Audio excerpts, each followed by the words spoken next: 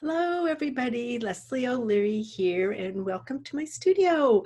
I am so happy to be here and to do this presentation for you. Over the years, if you followed me on my blog or you know my work, I have discovered that there are some essential steps in creating your own pieces, and I usually write about them on my blog, but I thought, wouldn't it be cool to bring it all together into one little package just for you guys? So I'm going to do a slide presentation for you. So let me get that up and get to that. And let me make it so it looks beautiful for you guys. There we go. So this is 6 key steps to beautiful and balanced art with me, Leslie O'Leary. And I really love to share my creative process with everyone. I think that, you know, as artists, we all step into our own world of our art in ways that speak to us. And I'm hoping that from this that you get something that you can take away. So I feel like there's some really good information here for you guys. So grab a pencil and some paper and let's get started. Your vision will become clear only when you can look into your own heart, and who looks outside dreams, who looks inside awakens. This is one of my favorite quotes by one of my favorite people, Carl Jung. I'm a big follower of his work. So number 1, vision. What is your vision, your theme? What are you trying to convey to your viewers? How can you say this through your own developed style? So create clear, clean, decisive theme from your piece. Let's go to the next slide. This is my vision theme was a hydrangea. So I looked at this hydrangea and I really studied it. And you think, it's a flower with, you know, it's beautiful. But if you really, really look at it, look at the perkiness of the petals, look at the color variation, look at the shape of the petals, and look at the overall grouping of the petals. So how do I bring that vision of what I see into my theme? So what I did with this piece is I took each petal, because I thought that was its own voice, and I drew it out onto the silk, as you can see in the background, and then I hand dyed each petal piece so that it would be original to itself and hold its own characteristic. And then what I did is I adhered it to the back of another piece of silk, some darker blue dupioni, which you can see right there in that middle piece. And then I cut them all out, and then over on the right side here, you can see the beginnings of the hat. And so what I even have an understructure, and that's that blue fabric with the flower on it that you can see. And then what I did is I sewed each petal onto this understructure with these great beads that I had that were very matte and the same color as what I envisioned a hydrangea center to look like. So these were the characteristics that I found in the hydrangea itself. And so if I look back at the petals, each one being individual, each one having a firmness to it, so the backing of the silk, and then each one cut out to be its own individual self, and then here again over on the right as a grouping. So here is my well-known developed style, my story hats, which I've been doing for many years now. And here is the exterior on the left side, and you can see it finished with the grouping of the hydrangea, and the understructure created that really nice round mounted shape. And then I feel that it's important that all aspects of your piece have some kind of interest. So I like to line my hats with a pop of a very interesting silk, in this case, a Chinese brocade. And one of the things that sets my work, or says it's my work, is my stitching. And so you can see on the interior of the house the stitching that goes across, and then it's a little harder to see on the left slide, but there is some stitching that follows the design of the hat itself, and then again on the leaf. And here we have hydrangea, and the message that I wanted to get across was a beauty within life. And my hope was that with this piece, it would enchant you enough to ask, so why a hydrangea?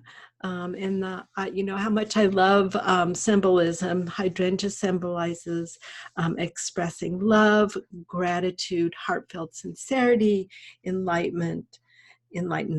And the other thing that the hydrangea, it has so many different petals, and so it is supposed to lead to enlightenment by getting lost in all the petals.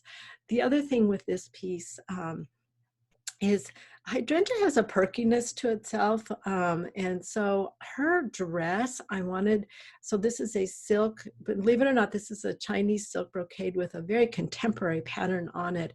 And so I really created her skirt to have that perkiness and that whimsy to it. So that was an important part of this piece for me. Listen to your inner voice, trust your intuition. It's important to have the courage to trust yourself. Boy, I really find this, as artists, all of us can be insecure at times. And so you really have to go inside yourself and find your voice and be secure in that. And even if people don't get it, does it really matter? Because it's still your inner voice. Let's go to the next slide. So listen, does it have the touch of your voice, your heart and soul, and your hands? There are so many fabulous artists out there in the world today, and it would be so easy to be a good artist and to fall prey to copying somebody else's work. And that is something, is your voice, and that is something that has to be defined if you want to be a one-of-a-kind artist. And really, I find the way to do that is if it's speaking to your heart and soul, and you take that to your hands, it can't help but be your own piece. It takes courage to find your own voice. And once you do, your voice will grow and it will become so much more better. Let's go to the next slide. So this is the Four Seasons. This was done many years ago. And I would say these pieces is where I really started to clue in to listening to myself and what I really wanted my message to be. This is probably the tail end or the latter part of creating all the story hat dolls that I did. And part of the reason that these pieces were really exceptionally important to me is I went through a profound change in my life with many things happening personally, and one of them being the journey with my dad through his death. And I felt it was really important to express this in these pieces, such as the Circle of Life, the Four Seasons. These pieces really came from my soul at that time. My life was in the midst of having great changes, and I found that I could find courage in creating these pieces and a way to express myself. So the first one is summer, and this is plum rain. And in China, summer is the season of the monsoons. And with the monsoons come raindrops, but they also come the plum flowers, the blossoms come out. And I found this one really to be interesting piece. This was purchased by someone, and she said, she didn't see them as raindrops, she saw them as teardrops. So I find that raindrops and teardrops wash away many things and help us create a healing process within us. The next one is spring, and this is a newness in my path. So spring is a time of new blossoming, new growth, that type of thing. And I found during the spring that this for me was more of a new path to find in my life. And some of it was forced, and some of it was just circumstances that came on. I love this piece equally as well.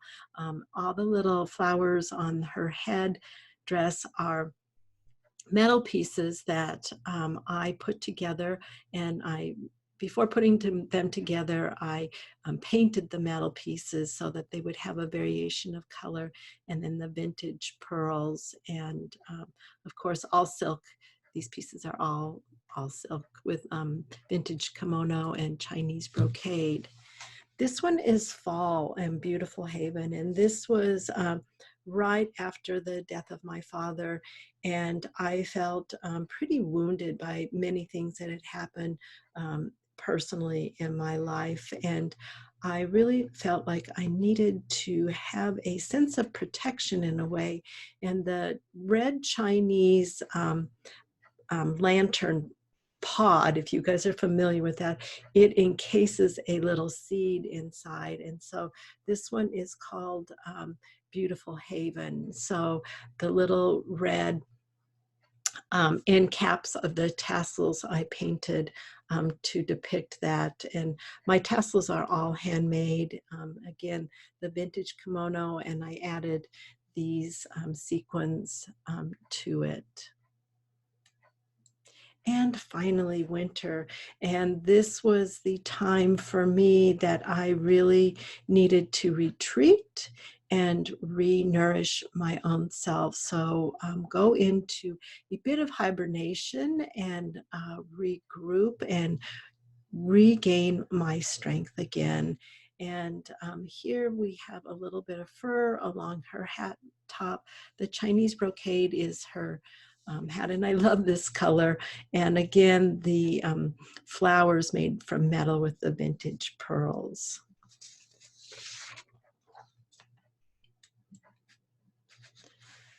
Dream in colors never seen before.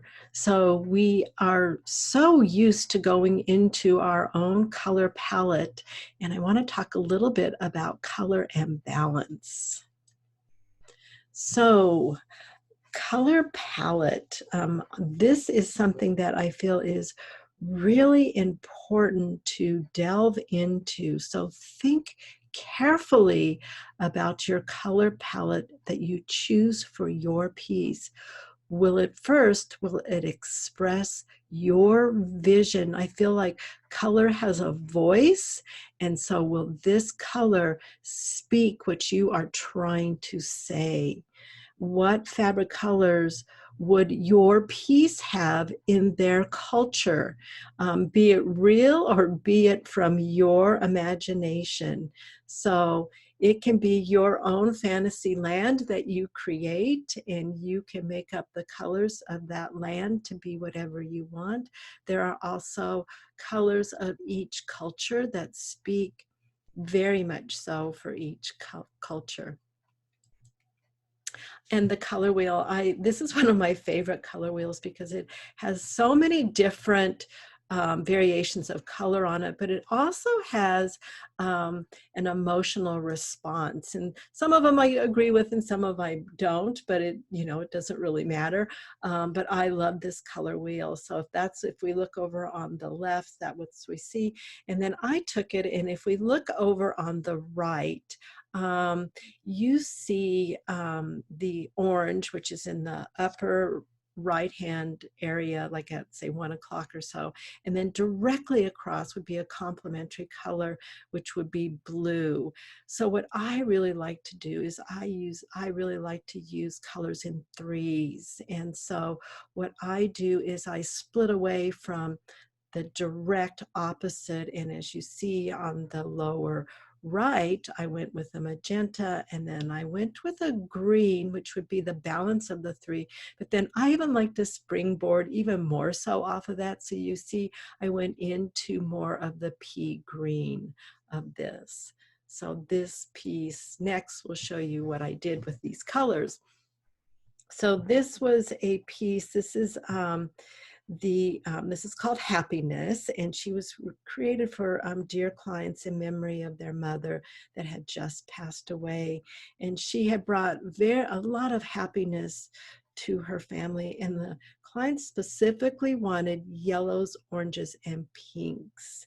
And so the really interesting thing about this piece, if you look at the top part of her garment, the torso area of the garment, you can see that piece of fabric. And I had all these other colors in my stash, but I didn't have something that brought all the colors together. And at the time, my studio was in Denver, and my landlord there happened to bring in a piece of fabric that morning, and he showed it to me, and it was everything I could do from running over and grabbing it out of his hands, because it had every single color that I wanted to work with in there, and it brought them all together so beautifully.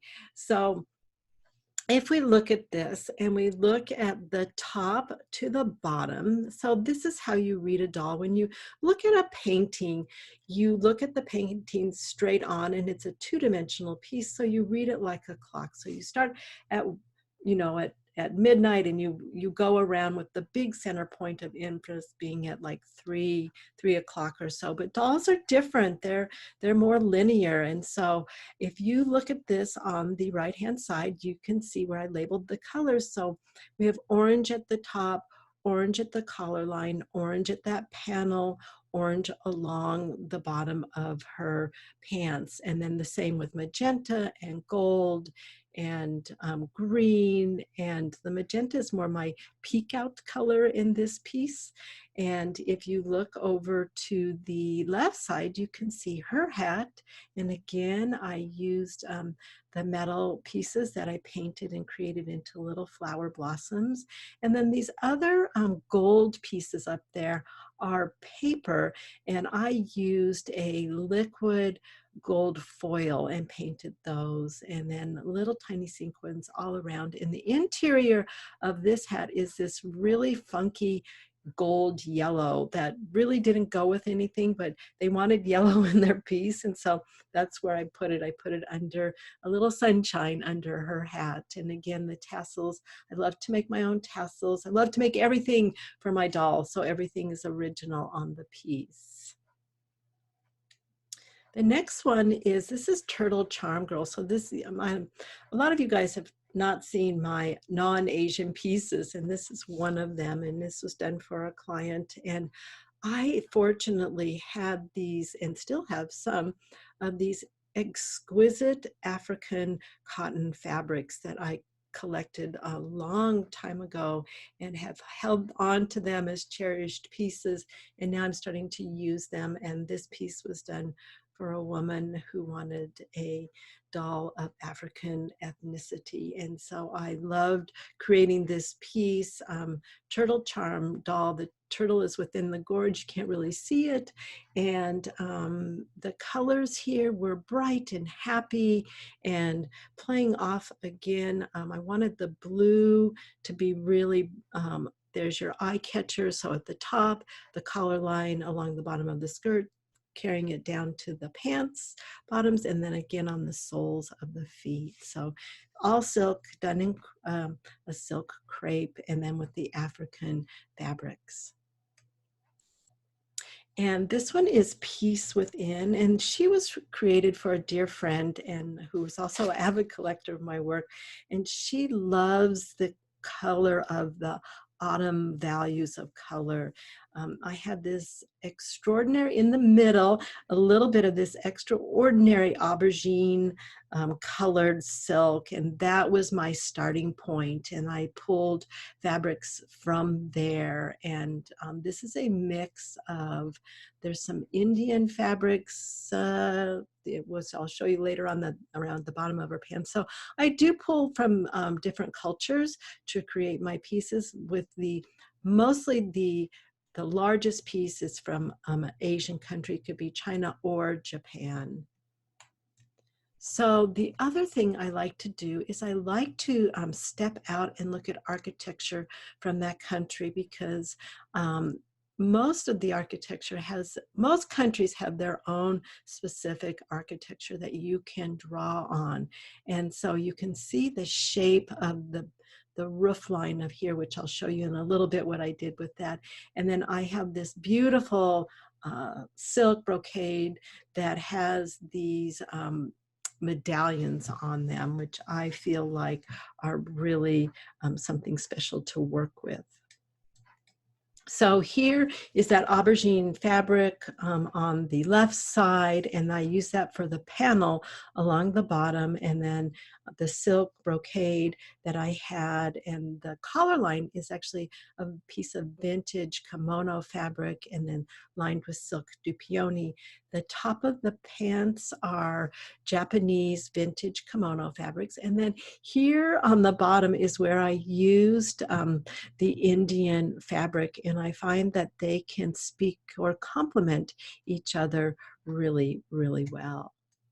And finally, here is what I did with her hat. So that medallion and a couple of slides back, here it is. It was stiffened, and then you can't see it very well, but there's a little headband that sits around her head, and the hat is perched upon that, sewn to that. And I created, as I was interpreting the roof line to be, and there's a little vintage cord that trims the whole thing out. And the one really thing that is interesting about this piece, that big medallion in the middle, that is metal work done.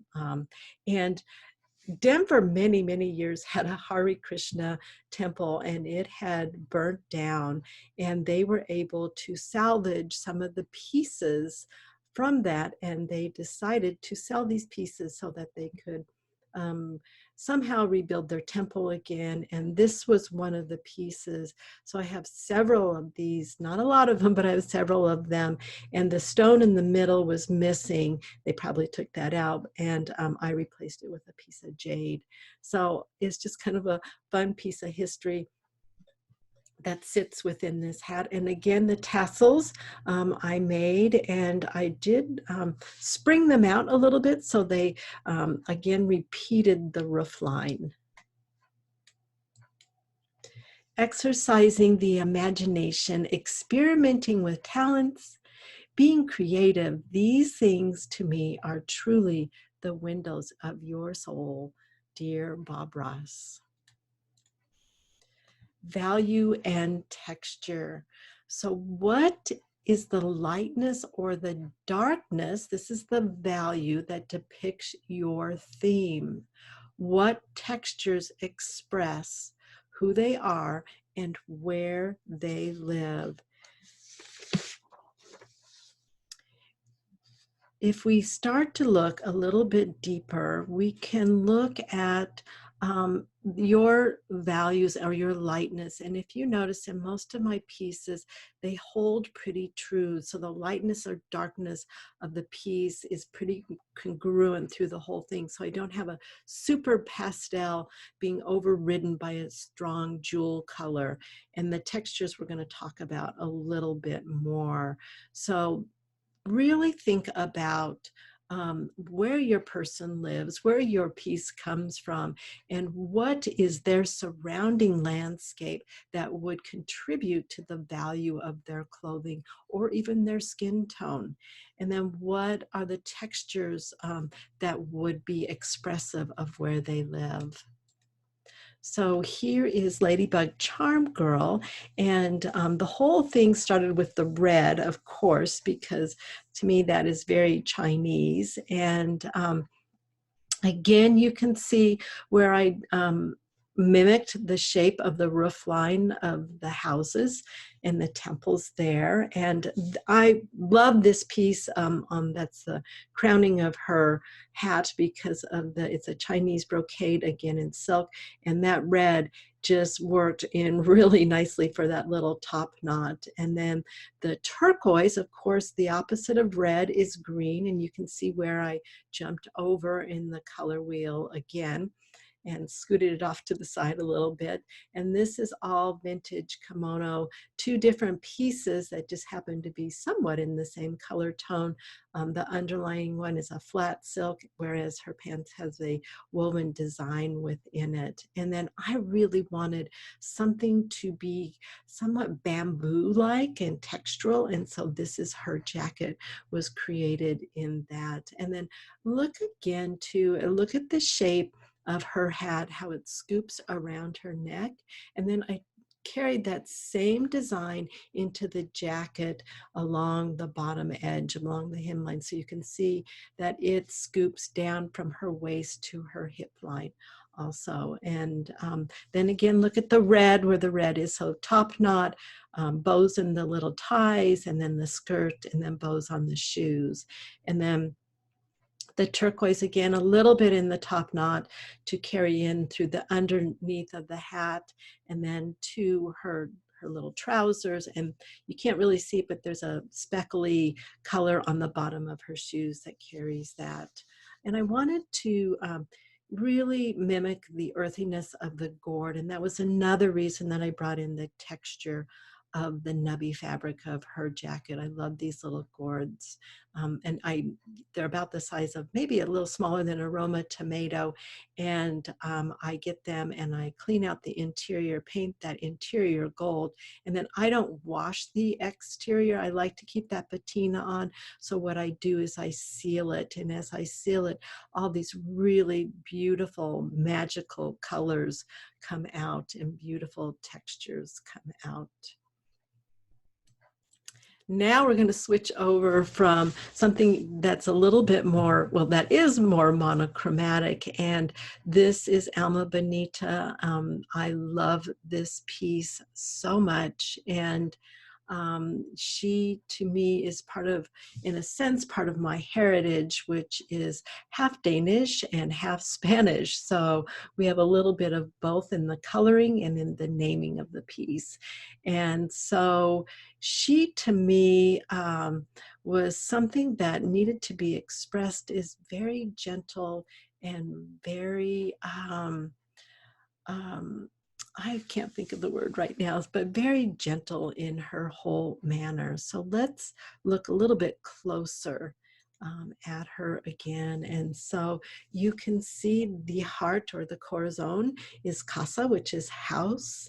And this piece was done in a piece of silk velvet, and then I printed the casa off my printer onto a piece of silk that matched that. And then the flame of the corazon is painted again with that liquid gold foil, as well as her headdress, which is the flowers. So I took silk flowers and took them apart and then painted them all gold, and then came back in and hand painted some of them in certain areas with the liquid gold. And if you look closely at her face, you can see the coloring there, but I also did a dot of gold in her tear duct area and on her lower lip. And this is really, my treatment of this was to speak of may we see and may we always speak from our heart and with kindness. And then over on the left side, you can see the fabric. It's a linen silk, and it is super sheer. So every single piece that was cut out had to be stabilized before it could even be sewn together, because it would have just fallen away and shredded away. And again, Alma Benita, with her little sign on the interior of her skirt. She was one of my favorites to do. So now we step into uniqueness, and this is a big one. So how is your doll different, and what makes your style unique? So there are many ways that we can put a doll together. There is a head, there is a torso, there are legs, and there are arms. And this is one thing that when people come to me for advice how to step up their work, I really believe this is where you start. If you take away your clothing and your painting and anything away from your doll, and you strip it down to this basic point, how does your doll differ? So for me, this is one of the most important parts of creating a piece that's unique, starting at the very, very base. And so I will say this over and over to people, and some people get it and some people don't. But if you can create something that is unique, so the big part is really studying the anatomy of the body and understanding that, and then being able to springboard off into something different. So when your viewers see your doll, what makes it unique? What makes it stand out so they know it's yours? And yes, costuming can do that, and yes, painting can do that. But if you start with the body, then that costuming and that painting will be so unique to that doll itself. And I hope that this makes sense, and I hope I can reach you with this. So let's talk a little bit about my developed style here. These are some of my story hats, and I'm not really doing them a lot anymore. There's a huge collection of them out there. Many people have these, and I'm grateful for those people. There's lotus on the left side, and then butterfly on the right side. And these are all done. The heads are sculpted in clay, then covered with this beautiful crepe silk fabric, and then each hat is designed individually depending on the piece. Here we have Lily on the left, and Goldfish. Goldfish was probably one of my first designs in stepping out in these story hats. Perseverance, being able to go upstream against all odds, also prosperity. And so I love doing each one of these. They were really, really fun to do. And here we have tiger and we have dragon. The interesting thing about the dragon over on the right side is you see the blue dragon, and then the interior is done with a red fabric, and the red fabric holds a phoenix in its design.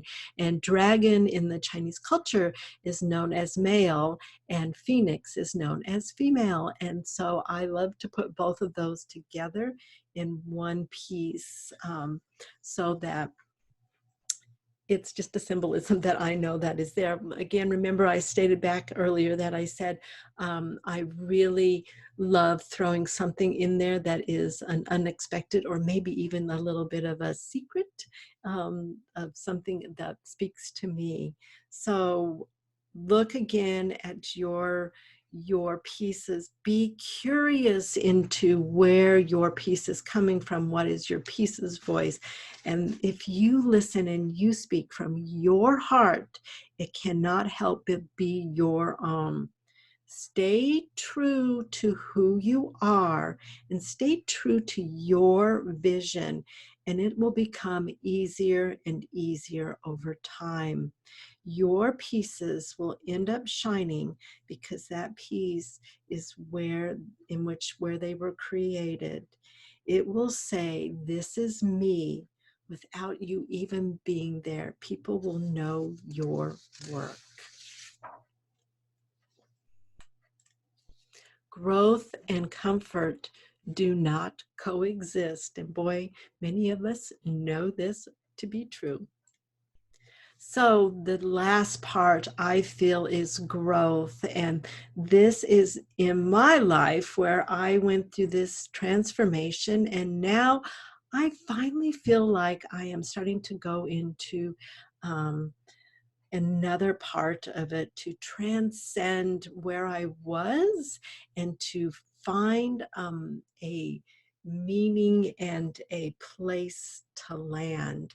So I really believe that art mimics life. Many of us artists express ourselves, and our voice is our art. And I can continue to tell people to listen to your voice, listen to your life, and how can you express that in your art. The other thing is to keep learning, keep trying new techniques, keep trying all kinds of things. As I said before, be curious and always ask questions. What can I do to make this? What will make this better? What will express this better? And if you look over on the right side, this is the cicada wings. And I jumped off into, I have this beautiful collection of Japanese papers. Asian fabrics and Japanese papers are my thing. And so I have these gorgeous papers, and I printed these wings onto it's actually, believe it or not, a surfboard paper, and it will dissolve. So they usually do the design on it, and then they adhere it to surfboards, and the paper dissolves away, leaving the design. In this case, I wanted the paper to remain, so I stabilized it, and then I used this beautiful woven openness of a paper underneath it. And there's more to come on this. So when I was going through my whole journey, I really super related to, and I had to throw this in for you guys because art mimics life. And so The Hero's Journey by John Campbell, and I really love this whole thought. And if you look at any story, I'm just going to use Star Wars is a perfect the hero's journey, and Luke Skywalker is totally what this is. And most stories are done around this whole thing. And so when I started to create these next pieces, I was going to actually go through many of these things. And it's really interesting because interesting to me anyway, I started with the lower left, the call, and then I actually went all the way around, and I went to the return. And after I did both of these pieces, I felt it no longer necessary to create all these other pieces within. They might come out later in life, you never know, but this is where I started. So the call and return are the next two pieces that you are going to see.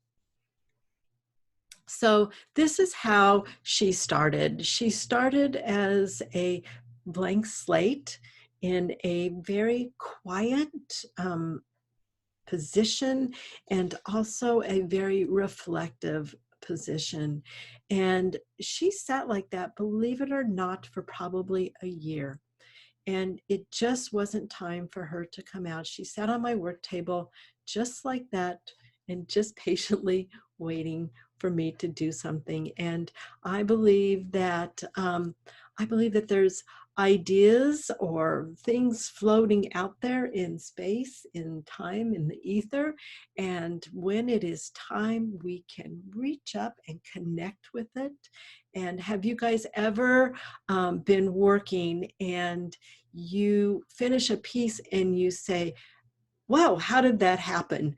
Well, that happens a lot with me. I don't know where the pieces come from. I know they come from above and out there, and then they just tell me. And so I just listen and I just go with what they tell me to do. And so I had no voice or no thing for her for about a good year. And this is where she came to.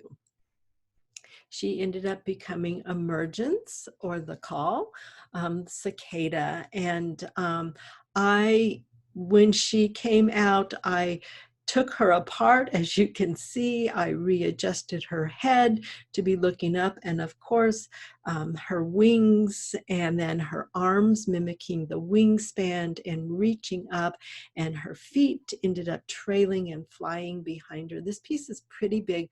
I'm going to say top of hand to bottom of skirt is probably about 43 inches, and she's a wall piece and owned by a dear friend and collector. So Cicada, so when I looked at Cicada, I actually went in and looked at cicadas and mimicked in her torso garment what a cicada body looks like. So it's hard to see, but this is all done in kind of a leathery silk, and then underneath it is a bright green. You can maybe see it a little bit over on the left side, a very bright green Chinese brocade. Again, that little secret that's hiding underneath. And I wanted her heart to be exposed because I felt like I could now be safe enough in my life and secure enough in my life that I could now expose my own heart. And let's go to the next slide.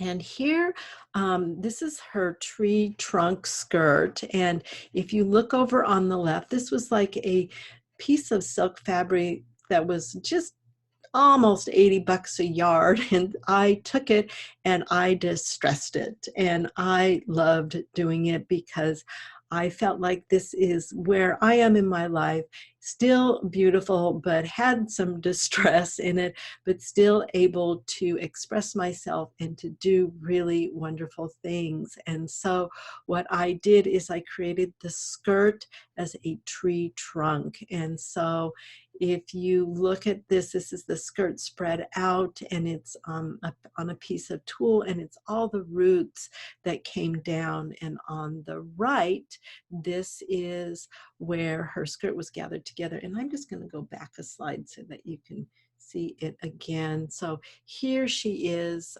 It's the tree trunk, and now you can kind of see how it's put together. And then I added all this whole border of strips of silk because I wanted those to be the tiny little tendrils that go into the soil. Again, here it is. And then here was what I was saying, going to the actual cicada and looking at it and seeing how the body structure was put together, and then adding the designs in. So the head of the cicada is, I created that as the hat, and then you can see the two red knobs on the top of her hat are really eyes. And then this is a little piece of Chiraman fabric that I paper pieced onto it, and the cicada actually has 5 eyes, and so it's hard to see, but if you look in the top center of the hat, and then there's a little brown disc with a gold bead, and then down again just directly underneath are 2 more. So those are her 5 eyes, and you can see my stitching. That's one of my signatures on my pieces. And then again, coming down the body, the segmented pieces of the cicada, and in the middle side you can see just a little bit of that silk brocade that is peeping through of that bright green, and then her wing attachment again. So cicada. And my logo is actually, my name is LOL, so if you can see the logo on the back of the neck is 2 little L's with an O surrounding it. So the bee, the gift. And so this one was an important piece to me also. And this piece was the return of the hero's journey. And so this bee, she kind of came together in an interesting way. So I, of course, all the bodies on both the cicada and her, they were all done with alcohol inks. And this was really great because alcohol inks have their mind of their own. So you have no control over them. And so they do what they want to do and they go where they want to go. And that's what the beauty of these two pieces that I really love. And so I carefully looked at bees and who they are and what they say, and they can be a little spirited sometimes. And so I felt, needed to have a little bit more of that attitude. The garment piece, I think I have it. Oh, and let's just, before I jump on, the piece on the right, you can see the pollen that she is bringing back home in return. And so the fur was dyed with alcohol inks also. Again, her head is made of clay and the body is all of this silk fabric again, and then everything was dyed. Wings are paper, two different papers than the cicada. And let's go to the next piece. So these are the fabrics that I chose for this. And so the one that is really gorgeous is this Chinese gold brocade with the lettering on it. And so that is underneath her. So we all have things within us to speak of. We all have our own golden voice within us, and that is underneath her skirt.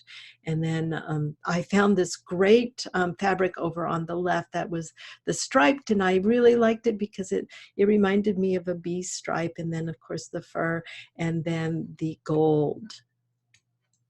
And here's her body, and I really wanted it to mimic a bee. So I really looked at the positioning of the bee and how he or she holds herself. And so that is the positioning. And I think it's kind of cool to see what her underneath looks like, because normally you wouldn't be able to see this. And again, with the open heart on her chest, and she's looking upward and onward to bring the gift of pollen back. And here she is finished. This is the back side, so you can see her wings a little closer up. And for her, she needed a mohawk, man. So she's rocking this mohawk, and that gave her, I feel like, a little bit of her spunkiness and her spiritness. And if you look over at the bee itself on the right side, you can see it has this fuzzy collar around it. So I created that again around her. And to me, it looks like this little bee does have a mohawk, so I thought this represented it really well, the bee, the gift. So part of growth is continuing on, and many of you know I study the Asian culture in depth and have been doing so for probably over 20 years now. And one of the things that I really love, and I would say maybe my yoga speaks into this a little bit, is the red string of life. And it says that we are all tied to one another. There's also, we are tied to specific soulmates, but I believe that we are all tied to one another, and I really believe that we are all of one red string. So the Ito series, so I'm just starting on this.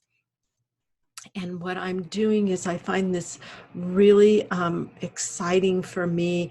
My insects, I jumped away from my Asian understandings for a while, and now I feel like I can really bring that voice back in a new way. So this is one of my larger pieces, a piece on its own, blue butterfly. And this also, believe it or not, the Chinese also have a Mendi, and Mendi is associated with transformation. And this is what I think is really funny, is because I just was attracted to Mendi, and I think my new pieces needed it, but then I looked up the symbolism after I had already put it on the doll, and it's associated with transformation and transcendence. And it also is there to heal, adorn, and to bless. So I'm bringing these two pieces and two parts of symbolism back into my piece. And I'm just starting with her. Yes, and she's been sitting around for a while too, but I am ready to express her. Of course, she's going to be a blue butterfly, as you can see. And here is the Mendy. So what I did is I found Mendy designs, and I took parts out of the Mendy and I stacked them and recreated them, and then I printed them onto the fabric before I sewed it, or in this case, before I adhered it to her clay head. So she will be blue butterfly, and she will probably be sitting at this point.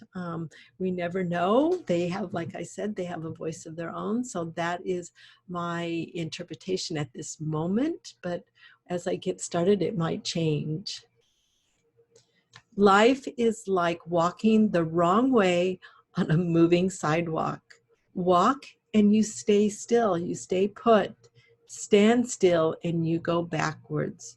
To get ahead, to grow, you have to hustle. You have to be curious. So the things that we covered today is we covered vision. What is your vision? Make your vision clear. Listen to your heart, listen to your soul. It will guide you in the right direction, I promise. Color and balance. Where do these people live? What color are they in their own society? Value and texture. How dark or light is their climate that they live in? Is their culture that they live in? What type of textures do they have in it? And again, uniqueness. Create your piece starting with your body. Your body is what creates the uniqueness of your piece, and all these other things will fall together. And then lastly, growth. Keep growing, keep going. When you do things from your soul, you feel a river moving in you, a joy. So again, it's kind of being in the flow. When you do it from your heart and you do it from your soul, it will move you. It will take you on your own journey. It will tell you what to do. So Leslie O'Leary, Textiles Encircled with Love. Here's my email. Please, if you have questions, reach out to me. I am here for you. I am so happy to discuss your own art with you. We're going to get back just to me again. Hi. So thank you for taking the time to listen to my message. And I hope that you guys learned something. I hope I was able to express my own passion for you, and hope that it brought some new ideas and some new things that you can work into your own pieces. Thanks again. Ask questions if you need to. Bye-bye. I'm trying to end this.